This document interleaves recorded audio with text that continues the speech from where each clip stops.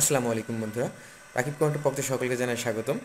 আপনার এক্সেলের একটা কাজকে অনেক সময় নিয়ে করতে পারেন, বাট এক্সেলের একটা কাজকে যদি আপনি একটা একটা জিনিস জানেন, একটা সূত্র জানেন, তাহলে এটার জন্য কিন্তু আপনি 1 ঘন্টার কাজ আপনি 5 মিনিটে করতে পারবেন।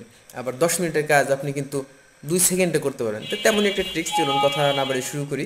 যেমন দেখতে পাচ্ছেন যে আমার স্ক্রিনে একটা ড্যাশবোর্ড নিয়ে আছে, এটা হচ্ছে রিজন। আমি এটা পূরণ করতে যাচ্ছি। আমরা নর্মালি কিরম করি, এভাবে ধরে টেনে টেনে পূরণ করি, এভাবে ধরে টেনে টেনে পূরণ করি।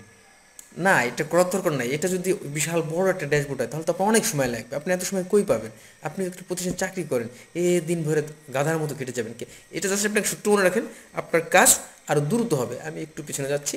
ওকে, আমার যেটা জাস্ট যে করা লাগবে সেটা হচ্ছে এই টুকরে সিলেক্ট করলাম, এই টোটাল ডাটাকে সিলেক্ট করলাম। ওকে, তারপর আপনি কিবোর্ড থেকে F5 বাটনের চাপ দিলেন, F5 বাটনের চাপ দিলেন। তারপর এখানে একটা ডায়লগ বক্স দেখছেন, এখান থেকে আপনি স্পেশালি ক্লিক করেন।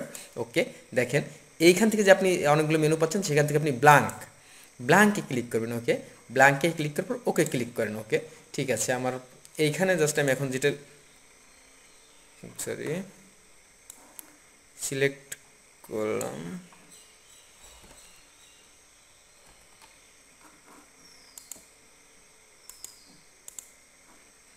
ওকে, এখন দেখেন যে আমার কার্সরটা কিন্তু এখানে আছে। এখানে আপনি সমান চিহ্ন দেন, সমান চিহ্ন দিয়ে আপনি যেটা লিখবেন সেটা হচ্ছে এই ঘরকে ইন্টিগ্রেট, এই যে উপরের ঘরটাকে আমি ইন্টিগ্রেট করে দিলাম। ওকে, তারপর আপনি যেটা করেন কন্ট্রোল এন্টার, কিবোর্ড থেকে কন্ট্রোল এন্টার।